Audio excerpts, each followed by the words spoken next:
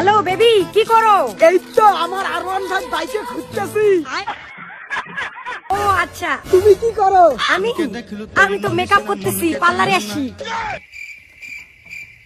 ও আচ্ছা আচ্ছা, এই মালটাকে ছাড়া যাবে না। মিথ্যা কথা বললে মালটাকে যেভাবে বিয়ে করতেই হবে। বলো বেবি। ঠিক আছে, তাহলে তুমি তোমার R15 বাইক নিয়ে কাঁঠালতলায় তাড়াতাড়ি আসো আমার সঙ্গে দেখা করতে।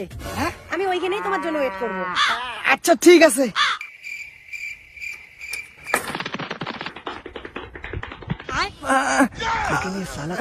ভাই তোর বাইকের চাবিটা দে না, খুব দরকার। না তোকে বাইক দেবো না, তুই বাইক চালাতে পারিস না। আর ভাই দে না, বিকেল বেলা বাংলা খাবো।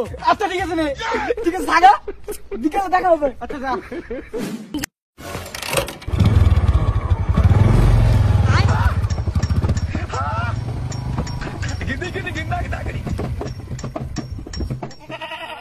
বেবি আসলা? হ্যাঁ আমি আসলাম। আমাকে কিরম লাগতেছে? সেই লাগতেছে সেই। আচ্ছা তোমার R15 বাইক কই? এই যে। হ্যাঁ, কোথায় R15 বাইক? এটা তো সিটি 100 বাইক। তুমি কিছুই বুঝো না। কোথায় এটা সিটি 100? দাঁড়াও তোমাকে দেখাই। এই দেখো, এই দেখো R15। এদিকে দেখো, এই যে R15। এদিকে আসো। এই দেখো R15।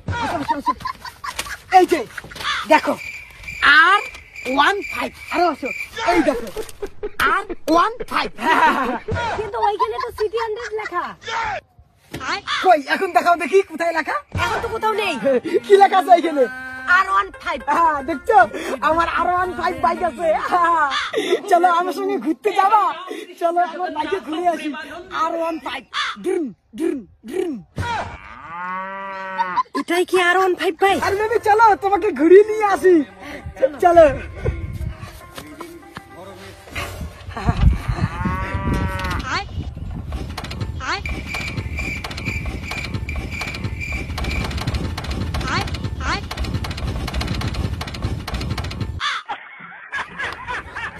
এই তো হয়ে গেছে। আর দাঁড়া, A few moments later. দাঁড়াও বেবি দাঁড়াও। अबे साले